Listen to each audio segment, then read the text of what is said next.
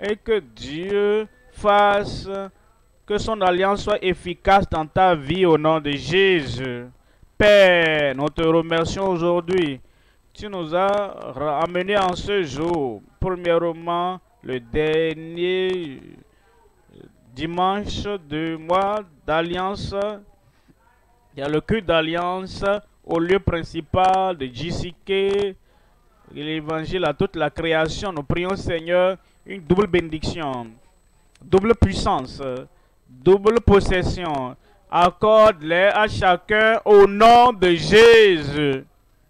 Nous prions, Seigneur, que ta parole ait libre cours dans chaque vie et bénisse chaque vie, et la pluie, la verse de bénédiction du ciel vienne sur chacun sans exception, ici, là-bas, au lieu principal, en ligne, partout, au nom de Jésus. Nous te remercions parce que nous savons que tu nous as exaucés. Au nom de Jésus, nous prions. Un meilleur Amen. Amen. Que Dieu vous bénisse. Vous pouvez vous asseoir. Nous sommes en Ésaïe, au chapitre 42, verset 5. Ésaïe 42, verset 5. Ainsi parle Dieu l'Éternel, qui a créé les cieux et qui les a déployés, qui a étendu la terre et ses productions, qui a donné la respiration à ceux qui la peuplent et le souffle à ceux qui y marchent. Il donne la respiration à ceux qui la peuplent et le souffle à ceux qui y marchent. Verset 6. Le verset 6 dit: Moi l'Éternel, je t'ai appelé pour le salut, et je te prendrai par la main. Je te garderai et je t'établirai pour traiter alliance avec le peuple. Il parle à Christ, le Père, parlant à son Fils unique.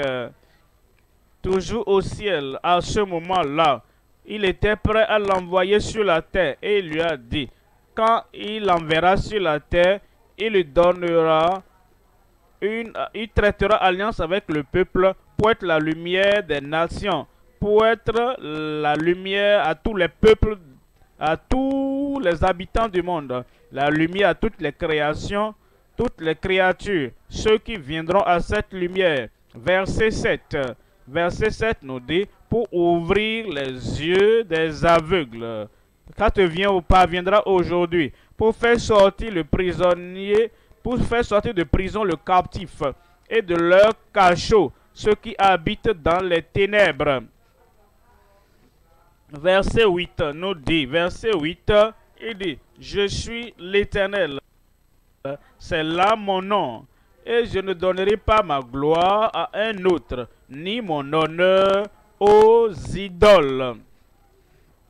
Verset 9, il dit, voici, les premières choses se sont accomplies, et je vous en annonce de nouvelles. Aujourd'hui, de nouvelles choses. Cette semaine, de nouvelles choses.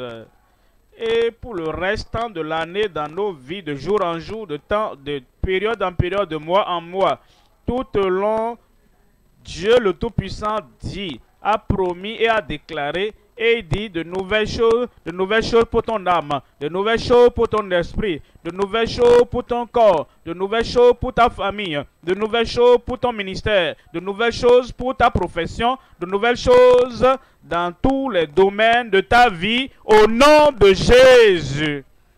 Le ciel l'a déclaré, Dieu l'a déclaré, le Dieu Tout-Puissant l'a déclaré.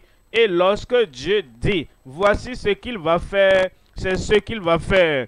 Et il dit de nouvelles choses, je vous annonce de nouvelles choses avant qu'elles arrivent, avant que tu les connaisses, avant de les voir, avant de les goûter, de nouvelles choses de la part du Seigneur. Et Dieu le déclare dans ta vie au nom de Jésus. Et dit, je vous les prédis. comme nous venons à ces versets, nous parlons ce matin du message expérimenter les profits quotidiens de l'alliance éternelle. L'alliance que Dieu a traitée, il en a pensé depuis l'éternité. Et maintenant, il a effectué par le sacrifice du Seigneur Jésus-Christ. Et il ne s'est pas arrêté à leur époque, au jour où Christ est mort sur la croix. Il a continué ainsi de suite, parce que c'est une alliance éternelle. Une alliance sans fin, une alliance éternelle, la nouvelle alliance qu'il fait avec son peuple à travers son Fils unique. Et il dit, pour cela, de nouvelles choses a-t-il déclaré. En réalité, ça veut dire quoi, nouvelles choses? Oh, les enfants d'Israël avaient vu assez de choses sous le ministère de Moïse. Le peuple d'Israël, les enfants d'Israël, ils avaient vu beaucoup de choses sous le ministère de Josué, et d'Élie, d'Élisée, de David, d'Ésaïe et de tous les prophètes de l'Ancien Testament, les prophètes majeurs et les prophètes mineurs. Ces enfants d'Israël avaient vu assez de choses. Mais maintenant Dieu dit, après tout ce que vous avez vu, après tout ce que vous avez goûté, après tout ce que vous avez expérimenté, il dit, je ferai de nouvelles choses. Une nouvelle chose dans ta vie, une nouvelle chose dans ta famille, une nouvelle chose dans ta profession. Et il dit, je l'ai prédit, et voici le moment où nous allons expérimenter cela, expérimenter les profits quotidiens de l'alliance éternelle. Nous divisons le message en trois parties. Premièrement, Christ, la pierre angulaire de l'alliance éternelle. Christ, la pierre angulaire de l'alliance éternelle. Deuxième point, la cure complète. La cure complète du Christ de l'alliance éternelle. Quand il dit la cure complète, premièrement, c'est entier, total. La cure complète pour ton âme, pour ton esprit, pour ton corps, pour ta vie, pour tout ce qui te concerne. Il parfait tout. Il donne une cure complète. La cure complète du Christ de l'alliance éternelle. Troisième point, la consécration. Comment avoir cela? Comment expérimenter cela? Comment posséder cela? Comment recevoir cela? Comment être sûr que toutes les promesses de Dieu sont accomplies dans nos vies? Comment peux-tu te rassurer que toutes les provisions du calvaire te sont données? Comment peux-tu être certain que tout au long de l'année, pour le restant de ta vie, que tu peux avoir les provisions, que tu peux avoir la perfection, tout ce que le Seigneur a pourvu pour toi. Nous devons nous consacrer, nous devons faire confiance, nous devons croire, nous devons avoir la foi totale, la foi implicite en Dieu. Troisième point donc, la consécration et la confiance en l'alliance éternelle. Premier point maintenant, Christ, la pierre angulaire de l'alliance éternelle. Voyons Ésaïe au chapitre 40. Ésaïe 48. Ésaïe 28 plutôt. Ésaïe 28, 16. Ésaïe 28, 16. 28, 16 dit. C'est pourquoi ainsi parle le Seigneur l'Éternel. Voici, j'ai mis pour fondement en Sion une pierre éprouvée, une pierre angulaire de prix, une pierre angulaire de prix, solidement posée. Celui qui la prendra pour appui n'aura point hâte de fuir. Ce mot pierre angulaire, sans cette pierre angulaire, il n'y a pas de salut. Et Christ est cette pierre angulaire. Et il dit, j'ai posé en Sion une pierre angulaire de prix. Celui qui croira en lui n'aura point hâte de fuir. Il ne pourra pas fuir le lieu de la prière. Il ne va pas fuir le lieu de la prédication. Il ne va pas donner d'excuses. S'il a vraiment cru et si tu connais que toute ta vie, tout ce qui rend disponible est dans la pierre angulaire. Premièrement, nous avons le salut et la justice dans la pierre angulaire. Le salut, et la justice. C'est pourquoi, si tu n'es pas encore sauvé, qui que tu sois, tu dois venir à cette fondation, tu dois venir à ce fondement sûr, tu dois venir à cette pierre angulaire. Et maintenant, tu dois tout abandonner là-bas, devant le Seigneur, le salut et la justice.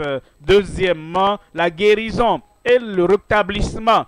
Pourquoi avoir la guérison?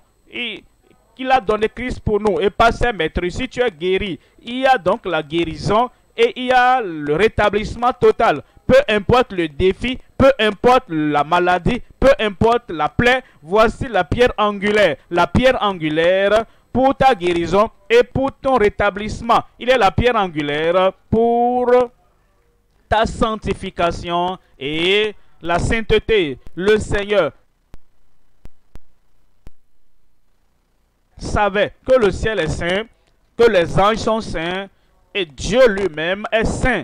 Et donc, le saint enfant Jésus et quiconque veut aller au ciel doit avoir la sanctification et la sainteté. Sans cette sanctification, rechercher la paix avec tous et la sanctification, la sainteté sans laquelle personne ne verra le Seigneur.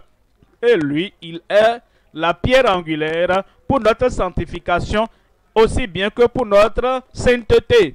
Et si nous voulons donc aller là-bas, finalement, il faut la fermeté. Et vous savez, Christ, il est la pierre angulaire de notre fermeté et de notre résolution.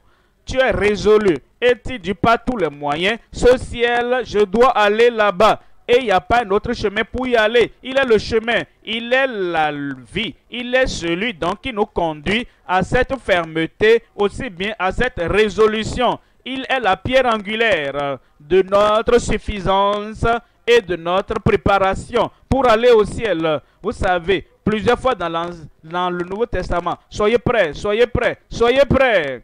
Et ainsi, donc, Christ, il est la suffisance et notre préparation. Il est celui donc qui nous prépare. Il est celui qui nous prépare. Et il dit, il est le fondement sûr. Il est la pierre angulaire de grand prix. Et c'est pas cette pierre angulaire et c'est tenu sur cette pierre angulaire. C'est faire confiance à cette pierre angulaire. C'est avoir foi en cette pierre angulaire qui vous permet d'avoir le salut, qui vous permet d'avoir la guérison, qui vous permet d'avoir la sanctification, vous permet d'avoir le baptême dans le Saint-Esprit. Le baptême dans le Saint-Esprit. Il dit, vous recevez une puissance. Le Saint-Esprit survenant sur vous. Mais il dit, moi, comme je vais au ciel, je vous enverrai cet esprit sur vous. Il est donc la pierre angulaire. Tout ce dont nous avons besoin, tout ce que il nous faut besoin, comme nous abordons Dieu dans la prière. Quelle excuse avons-nous et quelles bonnes œuvres avons-nous? Nous amenons Christ. Christ qui est le fondement sûr. Christ qui est la pierre angulaire. Et comme nous venons aujourd'hui, le Seigneur va remplir ta coupe à débordement au nom de Jésus. Alors il nous dit qu'il est cette pierre angulaire. Voyons Ésaïe 7. De différentes manières.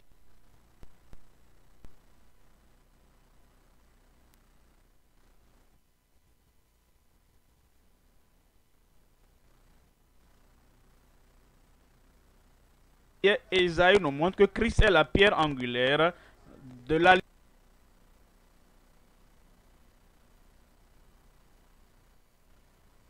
l'alliance éternelle que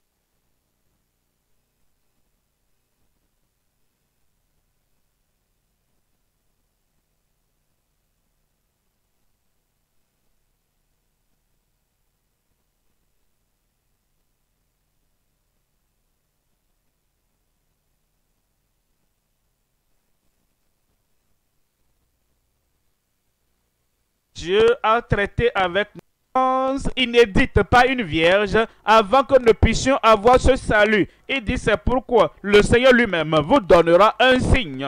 Voici, la jeune fille, la vierge, deviendra enceinte. Elle enfantera un fils. Et elle lui donnera le nom, comment, dites-moi?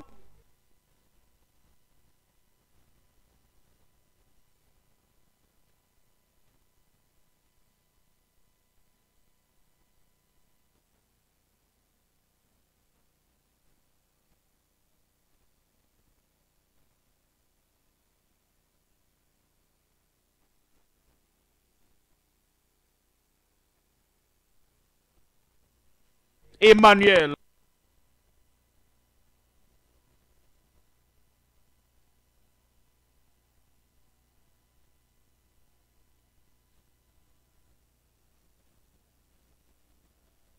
C'est seulement en Christ que nous avons la guérison parfaite. C'est seulement en Christ que nous avons la sanctification et la sainteté. C'est seulement en Christ que nous avons la puissance du Saint-Esprit. Le baptême dans le Saint-Esprit qui apporte le réveil dans ton âme, le réveil dans ton esprit, le réveil dans ta vie, le réveil dans ton assemblée locale, le réveil partout, en tout lieu. Pas le réveil, le vrai réveil qui conduit des multitudes au Seigneur. C'est seulement en Christ, la pierre angulaire, que nous avons cela. Elle enfantera un fils.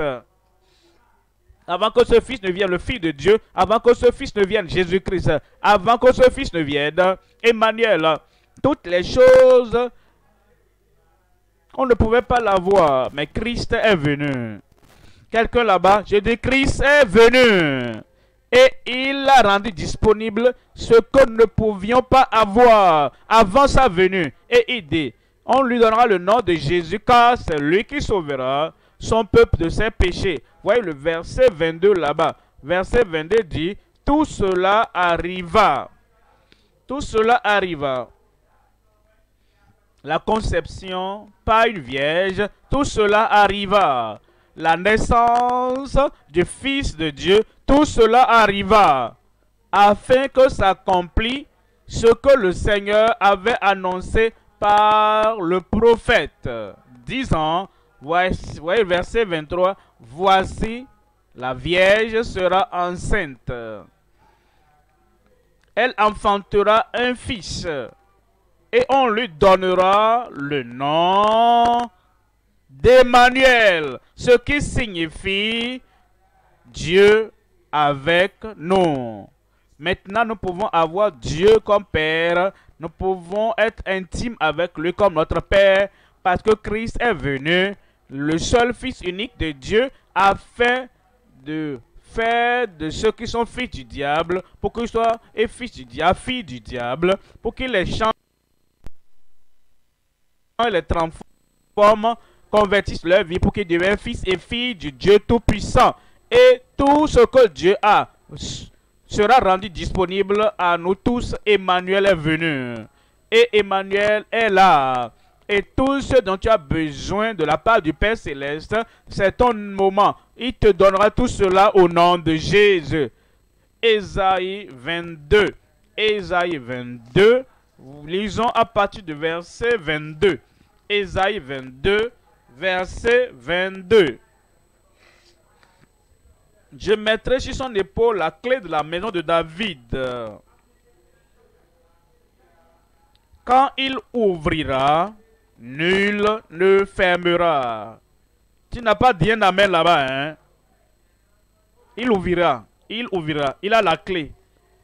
La clé d'entrer dans tous les sanctuaires de Dieu, dans tous les magasins de Dieu. La clé qui te permet d'entrer dans la vie éternelle, dans la vie abondante, dans la vie éternelle, dans la vie même de Dieu. Il est celui qui ouvre la porte avant qu'il ne vienne. Les gens ne pouvaient pas avoir toute la vie abondante, la vie spirituelle, la vie éternelle, la vie de Dieu en l'homme. Il n'arrivait pas ça, mais il est la pierre angulaire de l'alliance éternelle qui nous conduit dans cette porte ouverte. Et il dit, Le voleur ne vient que pour dérober, pour tuer et pour détruire. Mais moi, je suis venu. Dieu merci, il est venu. Pour toi là-bas, il est venu là-bas. Il viendra là-bas. Pour toi là-bas, il viendra là-bas. Et les bénédictions du Seigneur seront abondantes, débordantes, te parviendront et viendront dans ta vie. Il dit quand il ouvre, nul ne fermera. Quand il fermera, nul n'ouvrira. Voyez cela en Apocalypse chapitre 3. Apocalypse chapitre 3. Apocalypse 3, verset 7. Il nous dit, écrit à l'ange de l'église de Philadelphie, c'était pas un message à l'ange, mais l'ange de la Philadelphie, ça veut dire quoi? C'est le ministre. Pourquoi est-ce qu'il appelle l'ange? Parce que le ministre, le prédicateur, le pasteur, l'enseignant, l'évangéliste, l'apôtre, le prophète doit mener une vie comme un ange radieux. Une vie qui n'a pas de tâche, qui n'a pas de souillure, qui n'a pas de péché, qui n'a pas d'habitude de pécheresse, qui n'a aucune tâche de ce monde. C'est pourquoi il se réfère à ce ministre comme étant un ange. Nous tous qui sommes ambassadeurs de Christ, nous tous qui portons Christ et qui portons Christ vers les autres, c'est ce type de vie qui veut que nous menions dans une vie sans péché, sans tâche, sans souillure, une vie qui brille au milieu des gens ou devant les gens. Un ministre, un pasteur, un prédicateur doit être totalement différent en toutes choses, extérieurement, intérieurement, publiquement, en privé, dans sa famille et dans l'église du Dieu vivant. Il doit mener et vivre comme un ange parmi les hommes. Et les gens verront et ils pourront dire, oh, le pasteur vit comme il prêche. Alors, je vais être comme ça. Si la grâce de Dieu peut venir à notre pasteur, à notre dirigeant, peut venir à l'ambassadeur de Christ et il peut mener une vie sans tâche comme ça, comme un ange. Alors, s'il peut, je peux. Je peux. Cette grâce de Dieu sera abondante dans chaque vie au nom de Jésus. À l'ange de l'église de Philadelphie, voici ce que dit le Saint. Le véritable, c'est Christ. Le véritable, c'est Christ. Celui qui a la clé de David, celui qui ouvre et personne ne fermera. Celui qui ouvre dans chaque génération, celui qui ouvre dans chaque pays, celui qui ouvre n'importe où et personne dans cette communauté, personne ailleurs ne pourra fermer la porte qui est ouverte. Et dit, celui qui ferme et personne n'ouvrira. Tu l'as comme sauveur, tu l'as comme libérateur, tu l'as comme la pierre angulaire de ton salut, la pierre angulaire de ta guérison, la pierre angulaire de ta sanctification, la pierre angulaire de ta fermeté, la pierre angulaire du baptême de l'esprit, la pierre angulaire de notre suffisance. Il est suffisant pour toutes choses. Et Dieu le savait. Que tout ce qu'il veut envoyer à quelqu'un dans n'importe quelle partie du monde, il a envoyé la pierre angulaire, il a envoyé Christ et nous verrons qu'il sera suffisant dans ta vie au nom de Jésus. Quelqu'un crie suffisance. Pas de manquement dans ta vie, plus de limitation dans ta vie. Et la porte est grandement ouverte pour toi là-bas. Comme nous prions, j'entends des gens dire, oh, le soir, le soir, le soir. Oui, le soir. Mais cet après-midi, le Seigneur enverra les bénédictions abondantes, les bénédictions suffisantes, les bénédictions internes, les bénédictions externes, les bénédictions familiales, l'exaucement aux prières dans ta vie au nom de Jésus. Il est déjà là.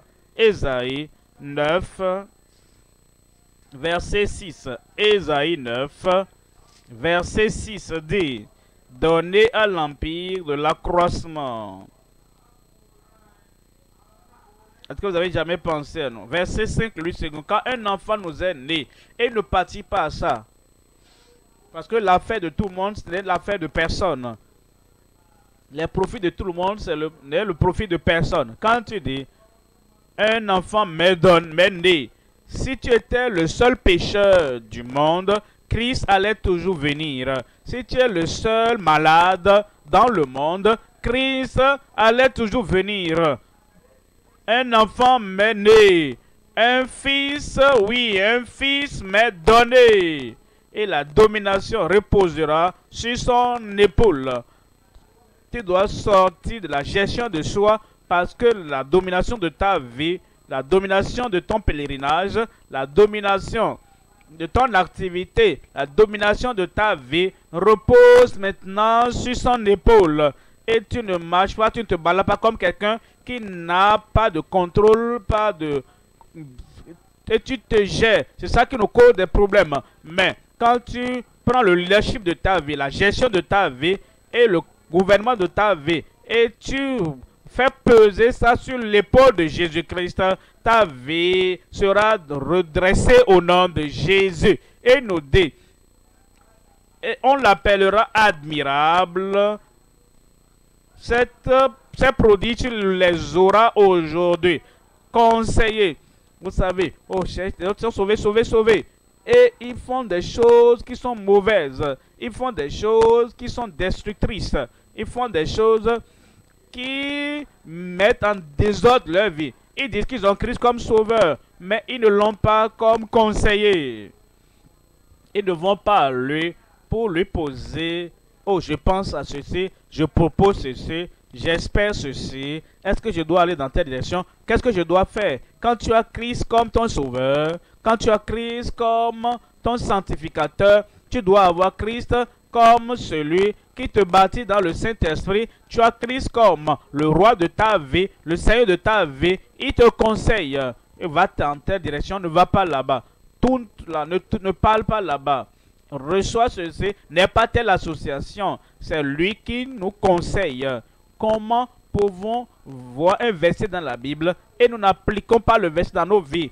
Il est le Dieu puissant. Celui qui est assez puissant pour guérir, assez puissant pour sauver, assez puissant pour sanctifier, assez puissant pour transformer nos vies. Il est le Père éternel. Il est le Prince de la paix. Alors donc, il y aura la paix dans nos cœurs. Il y aura la paix dans nos âmes. Il y aura la paix dans nos familles. Il y aura la paix dans nos associés, avec ceux qui s'associent avec nous. Mais si la paix n'est pas là, est-ce que nous pourrons voir le prince de paix s'il n'y a pas la paix dans l'âme, il n'y a pas le repos dans l'âme, si le cœur palpite en tout moment et nous n'avons pas de paix en nous là-bas? Où est le prince de paix? Mais il est le prince de la paix. Il régnera sans rival dans ta vie. Amen. Verset 7. Verset 6. Donnez à l'empire de l'accroissement et une paix sans fin au trône de David et à son royaume. L'affermir et le soutenir par le droit. L'affermir et le soutenir. Tu la vie de quelqu'un désordonné. Il n'arrive même pas à savoir prendre ceci, prendre cela. Quand aller là-bas ou venir ici. Et il dit qu'il est en Christ. Quand le Seigneur dit, quand Christ prend contrôle absolu de nos vies, il va affermir nos vies, il va affermir nos familles, il va affermir notre église locale, il va affermir toute son église et il va affermir même l'univers et le soutenir par le droit et par la justice, dès maintenant et à toujours. Voilà ce que fera le zèle de l'Éternel des armées. Gloire à Dieu, le Seigneur va l'accomplir dans ta vie. Christ, le roi, Christ, la pierre angulaire, il accomplira toutes choses dans chacune de nos vies au nom de Jésus. Deuxième point maintenant. Deuxième point, la cure complète du Christ, de l'alliance éternelle. Christ n'est pas seulement l'alliance pour Israël. Si c'est ainsi, ce serait une chose limitée. Voilà pourquoi j'ai dit hier, certains théologiens, certains prédicateurs, ils disent que l'âge des miracles est passé. Soit ils n'ont pas vraiment lu et compris le mot éternel. Alliance éternelle, l'alliance qui guérit, l'alliance qui nous redresse. C'est une alliance éternelle. Et ça n'a pas pris fin. Ça n'a pas pris fin au moment où Christ est mort pour aller au ciel. L'alliance n'a pas été suspendue depuis que le dernier apôtre Jean est allé au ciel. Il est toujours là. Cette alliance qui sauve, cette alliance qui guérit, cette alliance qui nous a franchis depuis ce temps jusqu'à nos jours, jusqu'à ce qu'il revienne encore. Cette alliance sera là. Quelqu'un crie Amen. Voyons Ésaïe 42, verset 6. Moi l'Éternel, je t'ai appelé. Moi l'Éternel, je t'ai appelé pour le salut. Et je te prendrai par la main. Je te garderai. Il va te garder. J'ai dit, il va te garder. Et il dit, et j'établirai pour traiter l'alliance avec le peuple, pour être la lumière des nations. Pour être la lumière des nations. Vous comprenez, la plupart, quand Christ était sur la terre, c'était parmi les Juifs. Il n'est pas sorti d'Israël. Quand il était bébé, on l'a emmené en Égypte. Mais pour le restant, jusqu'à sa crucifixion à Jérusalem, il était là avec les Juifs. Alors les apôtres, vous connaissez, vous savez, ils ont commencé à Jérusalem, en Judée, en Samarie, jusqu'aux extrémités d'Israël. Ils ne sont pas allés aux extrémités de la terre, vers les païens. Mais nous sommes dans le monde païen. Et Dieu dit qu'il a donné à Christ, pas seulement pour l'alliance avec les Juifs, mais une alliance pour les nations, toutes les nations du monde. Il y avait des nations qui n'avaient pas entendu parler de Christ, qui n'avaient pas entendu parler de l'évangile des apôtres. Quand les apôtres étaient vivants et agissaient, finalement ils sont morts. Maintenant que les apôtres sont partis, et nous sommes tous ici, toutes les créatures du monde, chacun dans le monde, l'évangile nous parvient. L'évangile du salut est venu maintenant. L'évangile de la guérison est venu. L'évangile de la délivrance est venu maintenant. Parce que maintenant, tous les païens dans toutes les nations, nous pouvons avoir la cure complète de ce même Christ, le Christ de l'alliance éternelle. Voyons Ésaïe 33. Ésaïe 33, lisons le verset 22. Voici ce qu'il nous dit. Car l'Éternel est notre juge, l'Éternel est notre législateur, l'Éternel est notre roi, c'est lui qui sauve. Amen. Le salut vient de notre roi, le salut vient de Christ. Et il est celui-même qui opère et qui donne l'alliance et les profits de l'alliance. Verset 24, aucun habitant ne dit « Je suis malade ». L'habitant d'où? Des Juifs et des Grecs, des païens, de ceux-là à qui il est venu donner la lumière, à ceux qu'il est venu donner le salut, à ceux qu'il est venu donner le pardon, la libération, la guérison. Il dit aucun habitant ne dit je suis malade. Pourquoi? Le peuple de Jérusalem reçoit le pardon de ses iniquités. Il y a le pardon et il y a la guérison.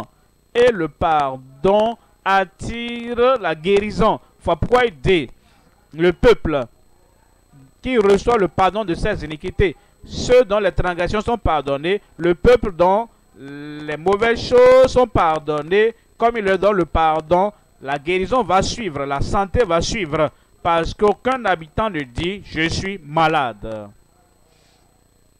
Est-ce que tu es malade? J'ai dit « Est-ce que tu es malade ?»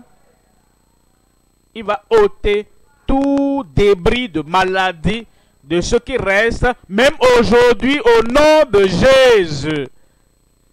Il nous dit en Ésaïe 35, verset 5, Ésaïe 35, verset 4, dites à ceux qui ont le cœur troublé, dites à ceux, il parle à quelqu'un, il dit, va, dites-leur, il parlait à Isaïe, dites-le, dit à ces gens-là, il parlait aux apôtres qui sont venus, parce qu'il est venu accomplir, comment Jean-Baptiste a accompli ce que Isaïe avait écrit. Dites, et tous ceux qui ont suivi Christ, tous ceux qui ont cru en Christ, tous ceux-là qui ont placé leur foi, leur confiance en Christ, il leur a dit, dites-leur, il m'envoie te dire quelque chose.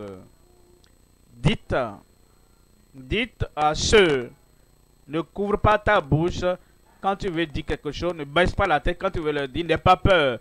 N'aie pas peur, ne sois pas craintif quand tu veux parler. Ce que je viens vous dire sera accompli dans ta vie. Et dites à ceux qui ont le cœur troublé, prenez courage. Prenez courage.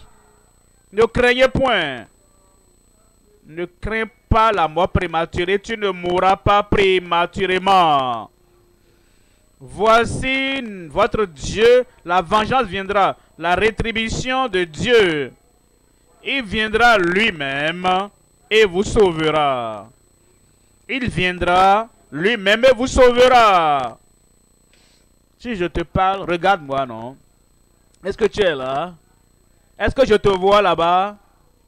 Il dit, ton Dieu viendra et te sauvera. Le salut est disponible parce que Christ est mort pour nous. Et Christ a pourvu toutes choses. Verset 5. Verset 5 nous dit, alors s'ouvriront les yeux des aveugles. S'ouvriront les oreilles des sourds. Verset 6. Verset 6 nous dit, alors le boiteux sautera comme un cerf. Amen. Et la langue du muet éclatera de joie, car des eaux jailliront dans le désert et des ruisseaux dans la solitude. Verset 7. Verset 7. Il nous dit, le mirage se changera en étang et la terre desséchée en source d'eau. Dans le repère qui servait de gîte au chacal, croîtront des roseaux et des joncs. Verset 8. Verset 8. Il y aura là un chemin frayé, une route qu'on appellera la voie sainte, la voie de la sainteté. Quelqu'un dit Amen. La voie qui conduit au cœur de Dieu, c'est la voie de la sainteté. La voie qui conduit à toutes les provisions du calvaire par Christ, c'est la voie de la sainteté. Et la voie qui conduit à l'abondance, la voie qui conduit à sa suffisance, il dit il y aura un chemin frayé, une route. On l'appellera la voie de la sainteté. Nul impur n'y passera. Nous devons laisser toute impureté à la porte avant de continuer, de poursuivre cette bénédiction de Dieu dans nos vies. Et il dit, elle sera pour ceux-là qui craignent Dieu. Ceux qui la suivront, même les insensés, ne pourront s'égarer. Verset 9. Verset 9. Sur cette route, point de lion, nulle bête féroce ne la prendra. Nul ne s'y rencontrera. Les délivrés y marcheront. Les lions furieux les hommes furieux, les hommes furieuses, ayant la malice, ils ne vont pas pardonner cette personne jusqu'à ce qu'il ne meure. Alors ils vont dans l'au-delà. Il dit qu'ils ne seront pas trouvés là-bas. Et ceux-là qui utilisent la magie ou la sorcellerie pour détruire les autres, la vie des autres, la Bible dit qu'ils ne seront pas là-bas. Mais les rachetés, ils marcheront. Verset 10, les rachetés de l'Éternel retourneront. Ils iront à Sion avec chant de triomphe. Avec chant de triomphe. Et une joie éternelle couronnera leur tête. L'allégresse et la joie s'approcheront. La douleur et les gémissements s'enfuiront. Et le peuple de Dieu crie. Ésaïe 61, verset 1. Ésaïe 61, verset 1. Il nous dit, dans le verset 1, il nous dit clairement ici, l'Esprit du Seigneur, l'Éternel est sur moi. Pense à cela. Ésaïe a prophétisé, parlant environ 700-800 ans avant que Christ ne naisse. Et les paroles que Christ déclarera, les paroles que Christ prononcera pour montrer pourquoi il est arrivé, pour montrer l'objectif de sa venue, Ésaïe a écrit ces paroles. C'est comme, il y a certaines personnes qu'on appelle des éditeurs des discours. C'est toi qui dois prononcer le discours. C'est le roi qui doit délivrer. Mais celui qui écrit le discours, c'est lui qui prépare tout le discours. Et il écrit par l'inspiration. Il écrit ça venant de la pensée, de la bouche de Dieu. Et maintenant, il dépose ça là-bas. Et le roi ou le président ou le gouverneur ou la personne vient, il n'a même pas besoin de travailler pour écrire. Il prend seulement le discours et c'est lui maintenant. C'était écrit pour lui, pas pour Ésaïe. C'est pas pour Ésaïe. Ésaïe a écrit ça en tant qu'écrivain, écrivain, comme le prophète qui écrit pour Christ. Il dit, l'Esprit du Seigneur est sur moi. Il est sur moi. Pourquoi? Parce qu'il écrivait pour celui qui devait déclarer ça. Il dit, l'Esprit du Seigneur est sur moi, car l'Éternel m'a oint pour porter de bonnes nouvelles aux malheureux. Il m'a envoyé pour guérir ceux qui ont le cœur brisé, pour proclamer aux captifs la liberté et aux prisonniers la délivrance. Maintenant, voyons, le roi est venu maintenant, Christ est maintenant venu, et celui qui a préparé le discours, voyez en Luc chapitre 4, verset 18. Luc chapitre 4, verset 18. Il dit, l'Esprit du Seigneur est sur moi. Ça, c'est Christ. Il lit maintenant ce qui avait été écrit le concernant. Et il dit, tout ce qui est écrit me concernant sera accompli. Sera accompli. Et voici maintenant, notre Christ est venu. Notre Sauveur est venu. Notre guérisseur est venu. Et ce qui a été écrit le concernant, il prend et il dit, l'Esprit du Seigneur est sur moi. Et il dit, parce qu'il m'a oint pour annoncer une bonne nouvelle aux pauvres. La bonne nouvelle, l'évangile. Il m'a donné la responsabilité de prononcer, d'annoncer, d'informer, proclamer la bonne nouvelle aux pauvres. Il m'a envoyé pour guérir ceux qui ont le cœur brisé. Si tu as le cœur brisé ici aujourd'hui, parce que ton bien-aimé est malade, ou un bien-aimé t'a abandonné, et tu as le cœur brisé, il va guérir ton cœur brisé aujourd'hui au nom de Jésus. Et c'est ceux-là, tes bien-aimés qui sont partis, Dieu va les ramener. J'ai dit, Dieu va te les ramener. La dernière fois, c'était à la conférence des ministres, le matin, sur les exploits. Et j'ai dit au ministre, quelqu'un est venu de l'Angleterre et il a utilisé ma photo pour rassembler la foule et ils m'ont dit de participer au programme. Alors j'étais assis là et le prédicateur, l'évangéliste a prêché et il a lancé l'appel. Et moi j'étais simplement assis là pour participer à la réunion, pour m'asseoir comme tu es assis là-bas et pour entendre ce qui se passait. Et finalement, après que le ministre ait fini de prêcher, il a annoncé aux gens. Il ne m'a rien soufflé. Hein. Je vais t'appeler pour prier pour les gens. Hein. Est-ce que tu es prêt? Est-ce que tu es prêt? Il ne m'a même pas demandé ma permission. Il a annoncé aux gens. Et il a dit, j'ai fini la prédication. Le pasteur Koumouyi va prier pour les malades aujourd'hui. Et j'ai regardé. Ça m'a choqué. Comme ça a choqué tout le monde. L'évangile est venu de l'Angleterre. Pourquoi ne fais pas ça toi-même? Je n'avais pas de choix. Je me suis levé. Tu vas te lever. J'ai pris le micro. Tu vas recevoir le micro aussi. Et la puissance de Dieu va se manifester à travers toi au nom de Jésus. Alors j'ai prié. J'ai prié. J'ai prié. Tu vas prier. Les gens pensent que c'est l'humilité. Ils disent, nous avons prié. Quand prier a prié, prier a prié. Quand Jean a prié, quand Étienne a prié, c'est Étienne qui prie. Quand Philippe a prié, on a dit que prier et Philippe a prié. Moi, William, j'ai prié. Toi, quel est ton nom? Tu vas prier. Dieu va exaucer ta prière. Alors, plusieurs de miracles se sont produits. C'est pas ce que je vais dire. Hein.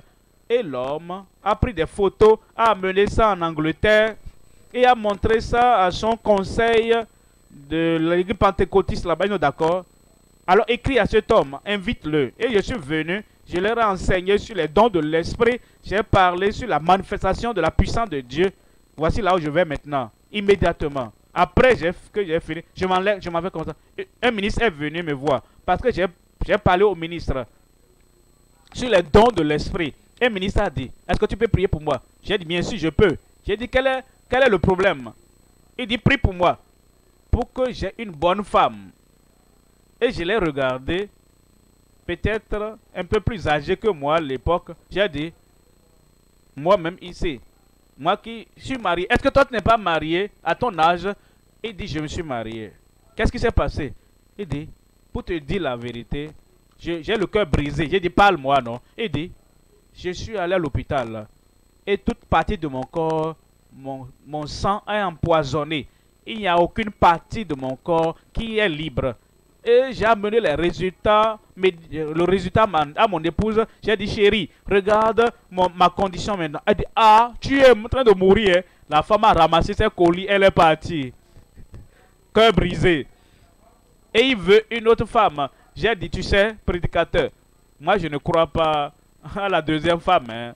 Divorce, remariage en Angleterre. J'ai dit, mais je vais prier pour toi.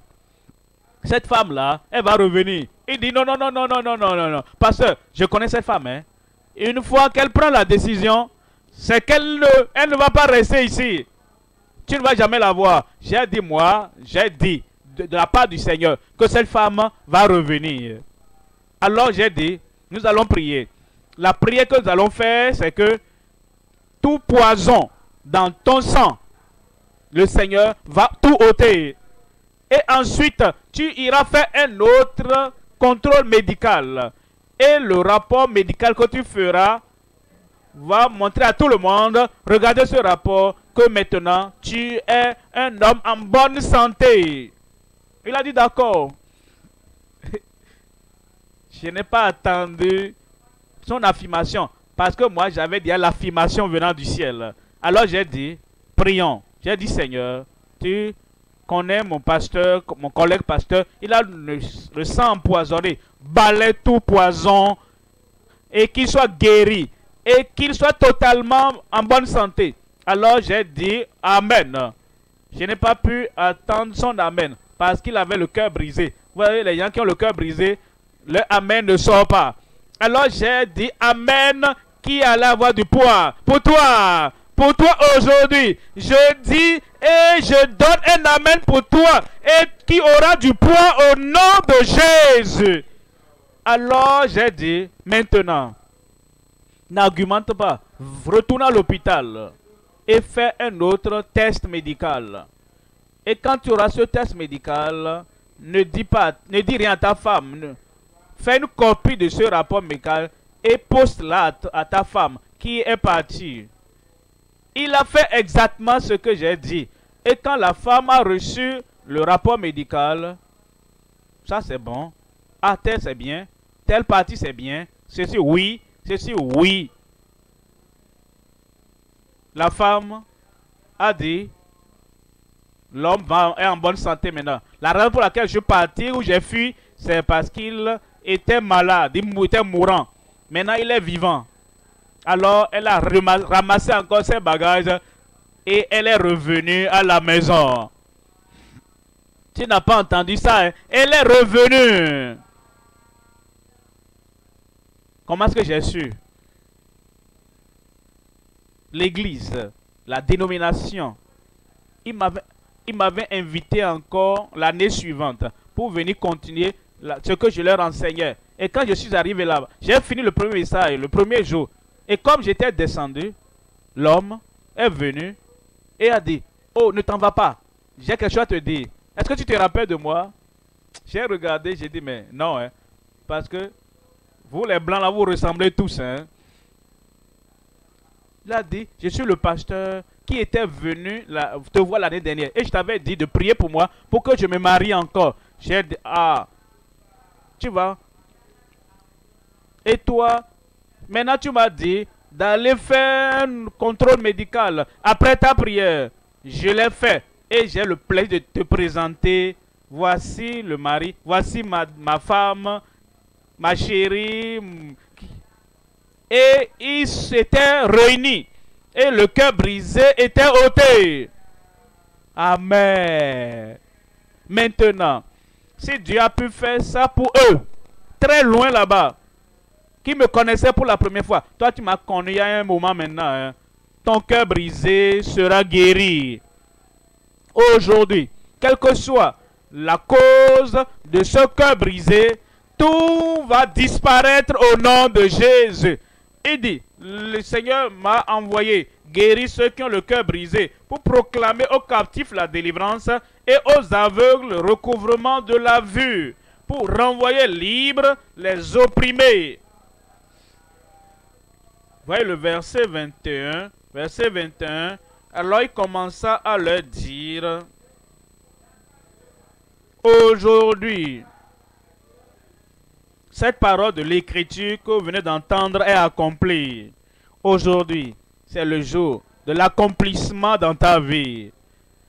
Il va te sauver. Il va affranchir les captifs. Il va guérir ceux qui ont le cœur brisé. Il va détruire tout joug du diable de ta vie au nom de Jésus. Amen. Pour toi. Troisième point maintenant. La consécration et la confiance en l'alliance éternelle. La consécration, nous devons nous confier complètement, totalement, sans réserve au Seigneur. Maintenant, désormais, jusqu'à ce que nous le voyons face à face, la consécration et la confiance en l'alliance éternelle. Ésaïe au chapitre 42, lisons le verset 8. Ésaïe 42, verset 8, il dit, je suis l'Éternel, c'est là mon nom. Et je ne donnerai pas ma gloire à un autre, ni mon honneur aux idoles. Verset 9. Verset 9, voici les premières choses se sont accomplies. Les premières choses se sont accomplies. Ça, qu'est-ce que Dieu veut dire par là? Ce que Dieu veut dire, c'est que il a envoyé Moïse en Égypte et il a dit, laisse aller mon fils. Pharaon a dit, je ne connais pas ce type de Dieu. Pour moi, il n'y a pas de Dieu. Pour lui, il n'y a pas de Dieu qui peut exiger que mes esclaves soient libérés. Et ils vont partir. Il a dit, Moïse, quitte ma vue. Aaron, quittez devant moi. Aucune puissance, ne peut délivrer ces gens-là. Mais Dieu avait déjà dit, ces gens-là, ils vont partir. Et toi, tu vas sortir de ta captivité. Et Dieu dit, les premières choses se sont accomplies déjà. Et ces gens-là, vous connaissez l'histoire. Quand je verrai le sang, je passerai par-dessus vous. Et ils sont sortis. Et comme ils sortaient, il y avait la mer Rouge devant eux. Et Pharaon a dit, ah, je vais les piéger là-bas. Je vais les ramener en esclavage. Les enfants d'Israël ont regardé derrière et ils ont vu toute l'armée des Égyptiens. Et ils ont vu des montagnes de tel côté, de tel côté. Et ils ont crié, que ferons-nous? On serait mort en Égypte. Hein? Non, tu ne mourras pas en Égypte. Alors, Moïse a commencé à prier. Dieu a dit, Moïse, la solution est dans ta main. Et tu me dis de faire une nouvelle solution. Étends cette verge. La solution est dans ta main. Tu as entendu parler de Christ. Tu as entendu parler de ses promesses. Et tu sais que ce Dieu ne peut faillir. Et Moïse a étendu la verge. La mer Rouge s'est divisée. Et ils sont passés. Comme tu vas passer. Ma vie cette année, c'est une vie de traversée. Ta vie cette année, c'est une vie de traversée. Pharaon pensait, l'armée pensait, oh, qui vont le piéger, qui vont te piéger, tu vas mourir ici. Ou soit tu vas te précipiter dans la mer, ou tu reviendras dans les bras des soldats. D'une manière ou d'une autre, ils ont dit que tu es foutu. Mais le ciel dit, tous tes ennemis sont des menteurs. Alors Moïse a étendu la verge et la mer a été divisée. Les enfants d'Israël, des millions, ils ont traversé la mer Rouge. Ah, Pharaon a dit, je ne vais pas m'abandonner. Je dois les avoir. Et quand tu entends ça, quand les ennemis disent, oh, je vais le poursuivre, je vais le traquer et je vais le ramener. Et tu as peur. Pourquoi est-ce que tu as peur? Les eaux, la rivière, qui a tracé le chemin pour toi et t'a laissé passer ces mêmes eaux, cette même rivière, va se fermer sur eux et tu ne les verras plus. Alors les enfants d'Israël ont passé et ils chantaient de l'autre côté.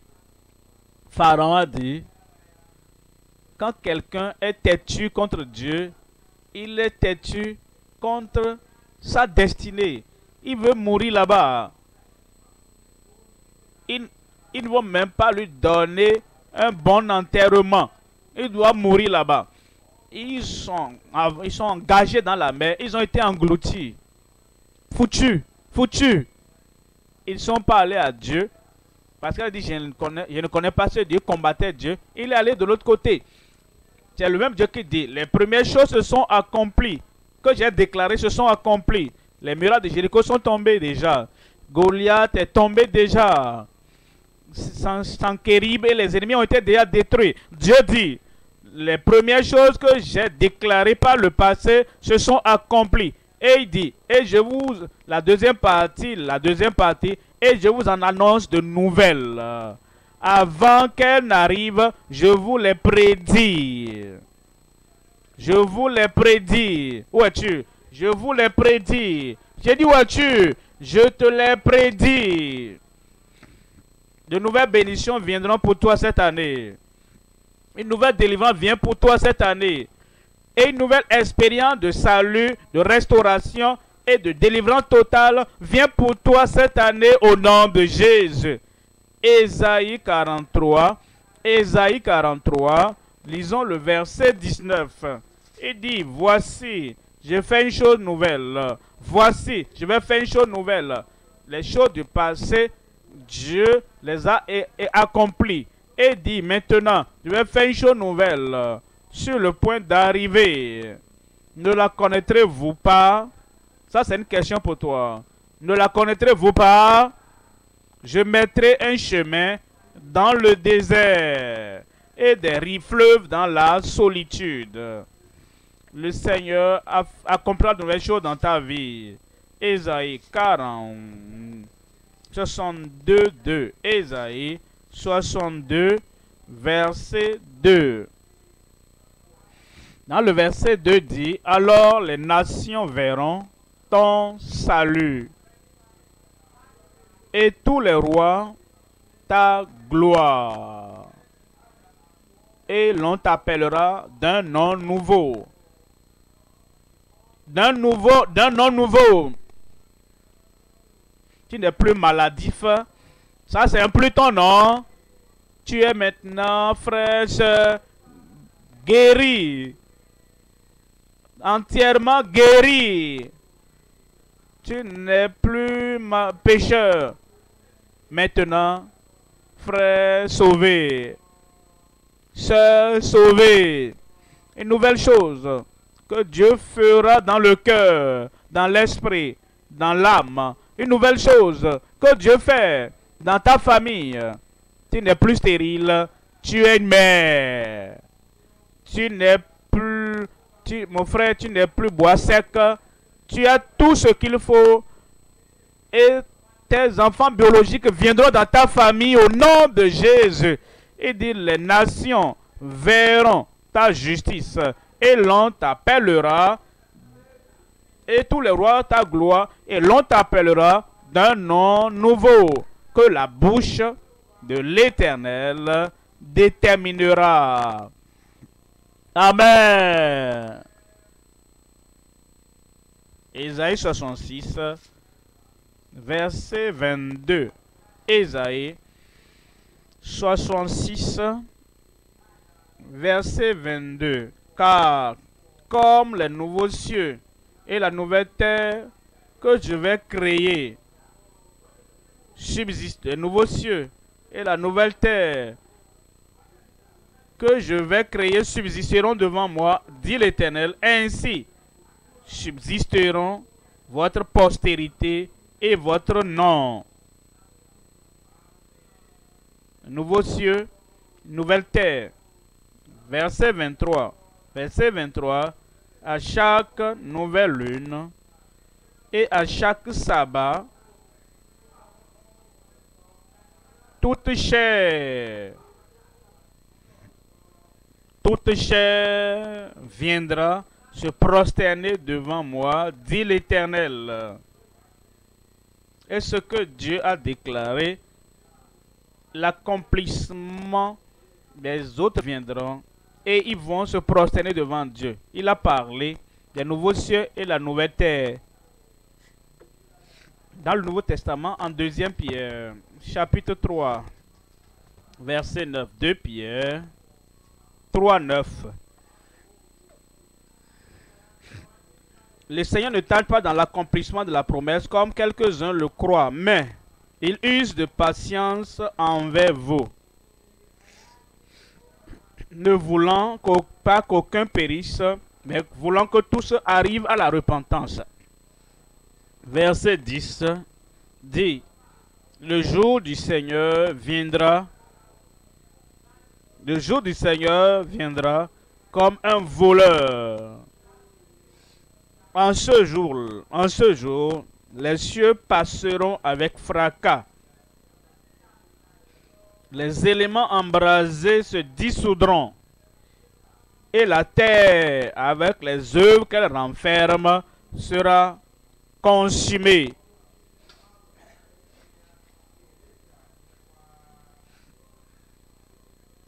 Verset 11. Puisque, donc, toutes ces choses doivent se dissoudre, qu'elles ne doivent pas être les choses derrière lesquelles court à masse.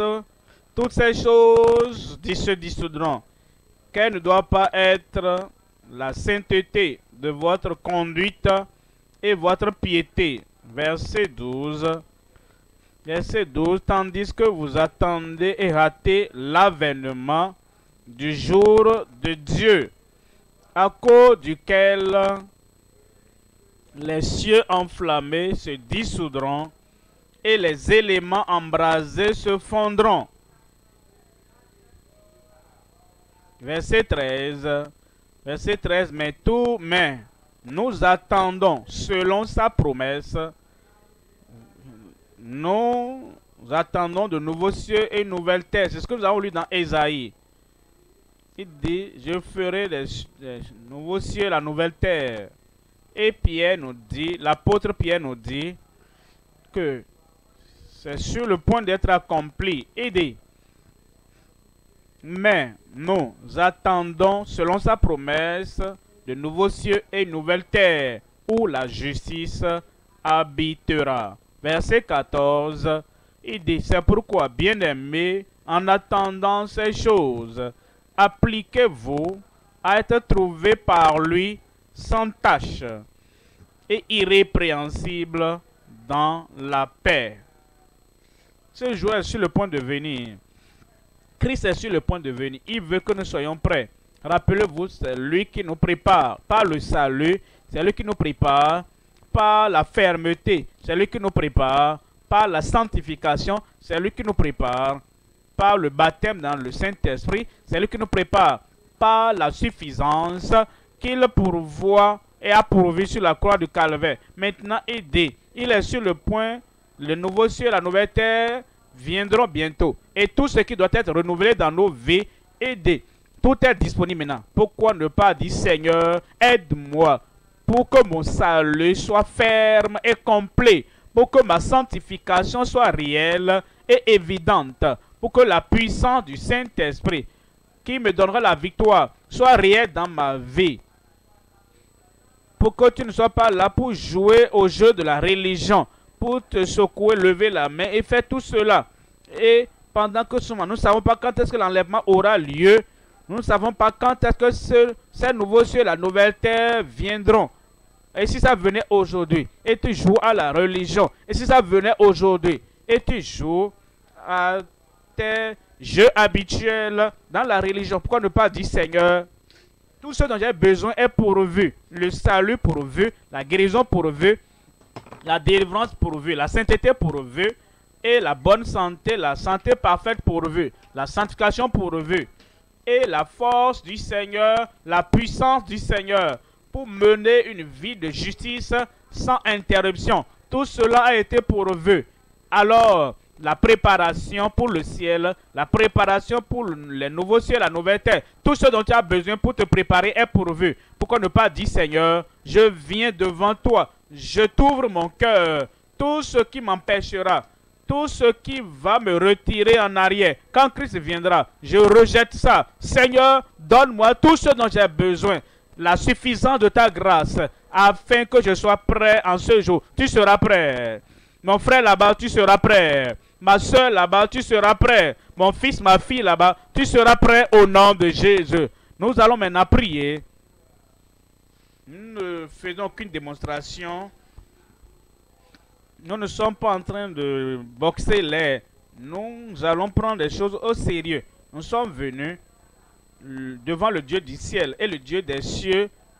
Comme il nous regarde, il veut voir si vraiment nous voulons avoir ce qu'il a promis pour nous préparer pour le ciel. Levons-nous maintenant et nous allons prier, parler à Dieu sérieusement, avec notre esprit ouvert, avec un cœur pénitent, avec une foi persistante pour dire, Seigneur, me voici, fais-le pour moi et il le fera pour toi au nom de Jésus. Ouvre ta bouche et parle à Dieu dans la prière. Et dis au Seigneur, tu sais que Christ est la pierre angulaire. Christ est le fondement sûr. Et tu veux que cette pierre angulaire soit disponible pour ton salut.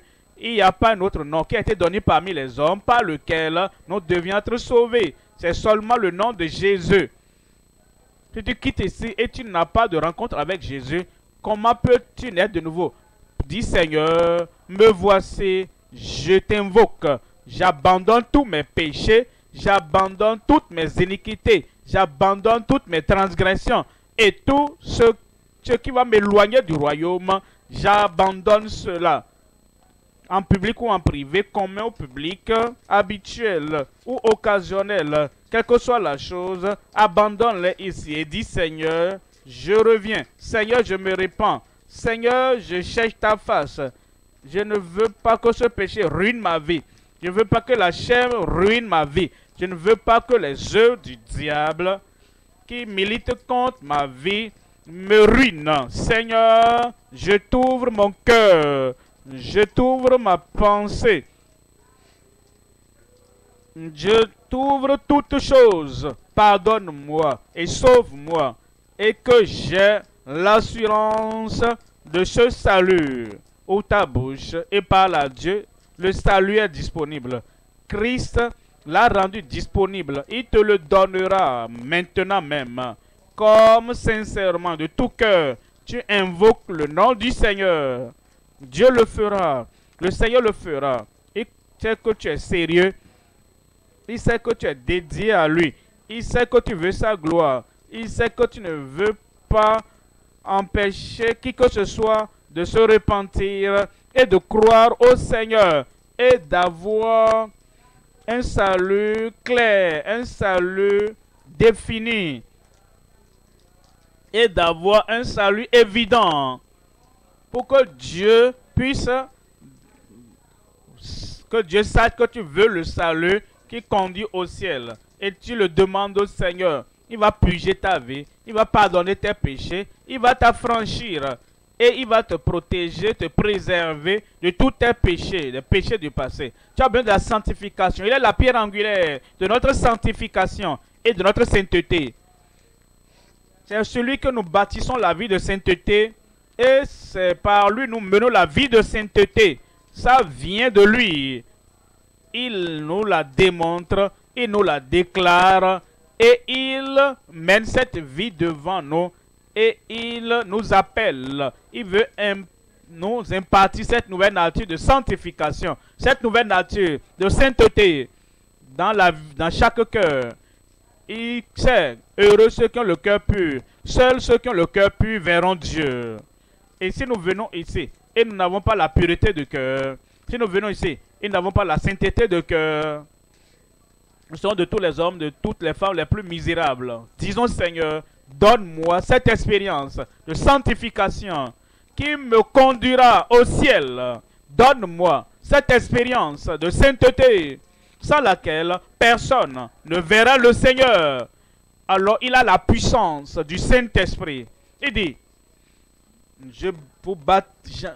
vous avez été baptisés d'eau pour la repentance, mais quelqu'un vient, plus grand, plus élevé, plus puissant que moi. Lui vous baptisera du Saint-Esprit et de feu. Il dit attendez. Il dit attendez. Jusqu'à ce que l'Esprit de Dieu, dans sa mesure baptismale, vienne sur vous. Et vous recevrez une puissance. Le Saint-Esprit survenant sur vous. Et vous serez mes témoins à Jérusalem, dans la Judée, dans la Samarie, jusqu'aux extrémités de la terre.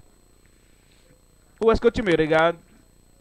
Tu ne dois pas regarder, tu dois prier. Nous recevons ça en priant, en abandonnant tout sur l'autel, en disant, Seigneur, me voici, me voici. Tout ce qui est là, tout ce qui me retient loin de toi, tout ce que je garde en privé pour moi-même et qui m'éloigne du Seigneur de gloire. Seigneur, rappelle-moi ça. Je vais tout abandonner sur l'autel. Et avec cette consécration totale et entière, avec la foi qui n'est point reniée, la puissance du Saint-Esprit dans sa mesure baptismale viendra sur ta vie. Alors, tu verras que la grâce de Dieu est suffisante dans ta vie, suffisante pour ta vie, suffisante pour la course à laquelle il t'appelle. Demande au Seigneur et il le fera.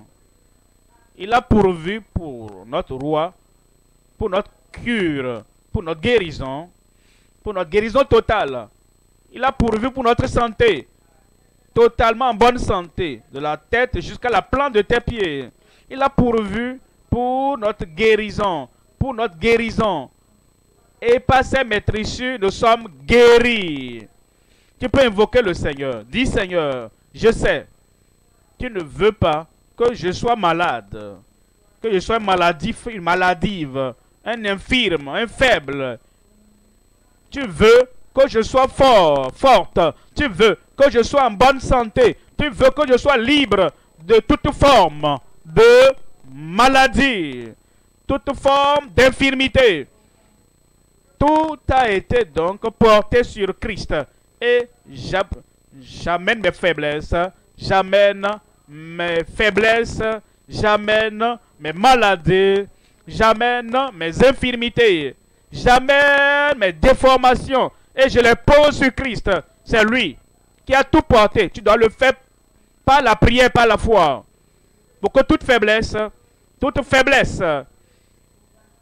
ce qui n'est pas pour ta santé parfaite. Est-ce qu'il y a une douleur par-ci, par-là? J'ai une blessure interne par-ci, par-là. Et tu amènes tout. Et par ta foi, par ta confession, par ta confiance, et tu portes tout sur Christ maintenant. Et il te donnera cette cure complète. Tu veux te consacrer totalement au Seigneur. Seigneur, tout ce que tu me donnes, ma voix, mes oreilles, ma vue, mes habiletés, mon énergie, ma possession, tout ce que tu m'as donné, que je vais les utiliser pour la gloire de ton nom. Tu ne vas pas partager ta gloire avec un autre homme. Seigneur, je me consacre. Seigneur, je sacrifie tout. Tout à Jésus. J'abandonne. Tout à lui. Gratuit, je donne. Je vais l'aimer et croire en lui. Seigneur, le servir. L'aimer et lui obéir. Tout. Absolument tout. J'abandonne à Jésus.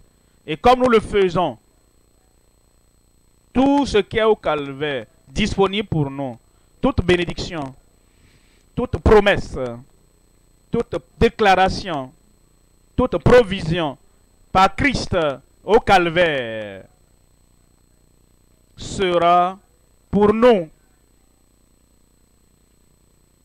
pour notre compte.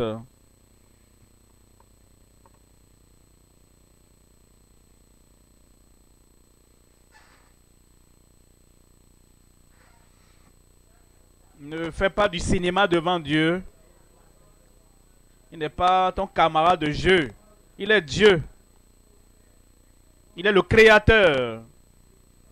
Il est le roi des rois. S'il ne peut pas faire le cinéma devant un président, devant le gouverneur, tu ne peux pas le faire. Devant le roi des rois. De façon solennelle.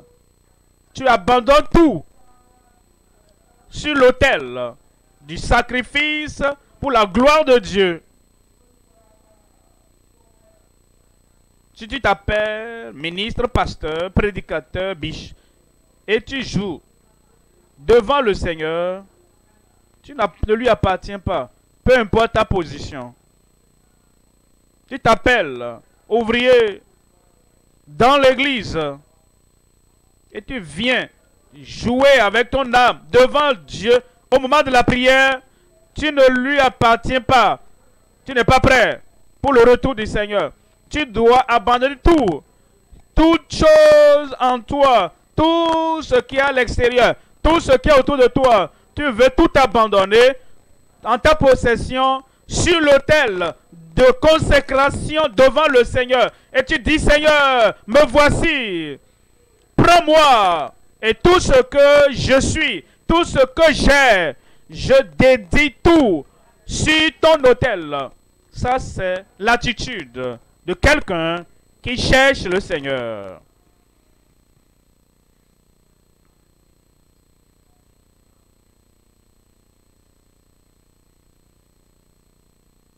Parle au Seigneur, parle au Seigneur.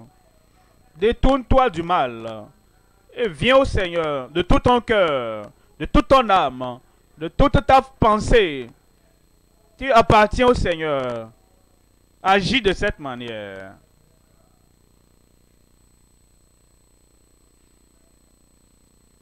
Au nom de Jésus, nous prions.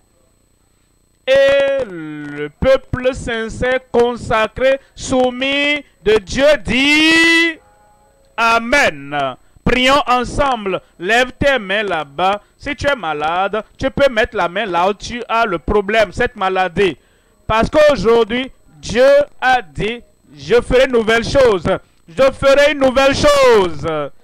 Ne la connaîtras-tu pas, ne vas-tu pas l'expérimenter, ne vas-tu pas la voir, ne vas-tu pas l'obtenir? Oui, tu vas l'obtenir. C'est pourquoi nous prions maintenant le Dieu qui est au ciel, qui exauce la prière. Et il exaucera ta prière comme nous prions, comme nous lui faisons confiance, comme nous croyons en lui, comme nous nous consacrons et manifestons la confiance en lui. Cette réponse viendra au nom de Jésus. Père, au nom de Jésus, nous te remercions, nous bénissons ton nom, parce que tu nous appelles à une consultation sobre et sincère. Et tu as dit que comme nous croyons en toi, toute promesse que tu as faite, tu l'accompliras dans nos vies. Je prie, Seigneur, ceux qui ont confessé les péchés, se sont détournés de leurs péchés et qui veulent être libérés de tout péché connu, je prie, selon ta promesse, pardonne-les au nom de Jésus. Seigneur, tu ne pardonnes pas seulement, tu nous as franchis. Tu nous as franchis de toutes ces chaînes et de ces liens du péché. Libre de tout lien du péché. Libre de toute captivité du péché. Affranchis ton peuple au nom de Jésus. Seigneur, toute infimité là-bas, toute maladie là-bas, toute forme de lien, d'emprisonnement là-bas du diable, brise les jours de toute chaque vie. Détruis les œuvres du diable dans chaque vie. Seigneur, je prie, quel que soit le nom de la maladie, quel que soit le nom de telle infimité, que ce soit interne ou externe ou incurable, ou bien c'est une maladie de longue date, par ta grande puissance, touche-les maintenant, guéris-les maintenant, ôte-les au nom de Jésus. Père, nous amenons nos cœurs devant toi. Nous prions, Seigneur, que tu sanctifies ceux qui sont sauvés, purifies ceux qui sont sauvés. Et la corruption interne là-bas, que ta bonté, ta grâce, que ta gloire et ce que Christ a fait sur la croix du calvaire soit efficace dans chaque cœur, dans chaque vie. Sanctifie ton peuple au nom de Jésus. Et cette sainteté sans laquelle personne ne verra le Seigneur, afin que nous ne soyons pas seulement des religieux, des fréquenteurs d'église, des gens dans les dénominations, des gens dans les traditions, ou que nous soyons des gens théologiques. Mais Seigneur, nous prions que la vraie sanctification qui purifie le cœur, qui purge le cœur et qui nous amène à être prêts à voir le Seigneur, le Dieu saint, le Dieu pur, le Dieu parfait, au dernier jour, donne cette expérience de sanctification à chacun au nom de Jésus. Je prie que la puissance du Saint-Esprit qui nous amènera et avoir le réveil partout, la restauration de toutes choses que les gens ont perdues, n'importe où et partout, et qui nous amènera à avoir tout ce que le calvaire a pourvu, et partager cela, donner ça aux autres, la puissance du Saint-Esprit, cette puissance, la puissance surnaturelle, cette puissance, la puissance irrésistible, cette puissance, la puissance qui accomplit des prodiges, cette puissance qui déplace les montagnes, donne-la à chacun au nom de Jésus. Seigneur, je prie, dans tout ce que nous avons reçu, la bonté de Dieu, la grâce de Dieu, la puissance de Dieu, je prie que tu nous préserves dans tes bénédictions jusqu'au dernier jour. Que, comme la parole de Dieu dit, nous serons les plus malheureux si c'est seulement dans cette vie que nous avons les profits de Christ, la guérison, la délivrance, comme la prospérité, comme le succès, comme le triomphe. Si seulement dans cette vie que nous avons cela, et nous ne sommes pas avec Christ dans la gloire au ciel, nous serons de tous les hommes les plus misérables. C'est pourquoi nous prions, Seigneur, prépare-nous pour le jour de l'enlèvement au nom de Jésus. Prépare-nous pour aller au ciel au nom de Jésus. Et toutes les négligences de notre vie, toute la superficialité de nos vies, toute la frivolité de nos vies, toute la négligence dans nos vies. Nous prions que tu balayes tout maintenant, purifie toutes choses et rends-nous sobres, suiveurs de Christ, soucieux qui veut le voir au dernier jour. Merci Seigneur parce que nous savons que tu as exaucé. Au nom de Jésus, nous prions. Et le peuple de Dieu dit merci et que Dieu vous bénisse.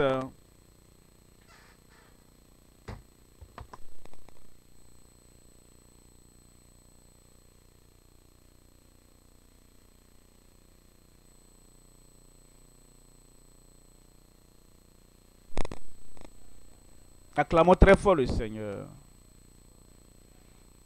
Nous sommes donc à la fin des cultes d'alliance de cette année. Nous bénissons Dieu.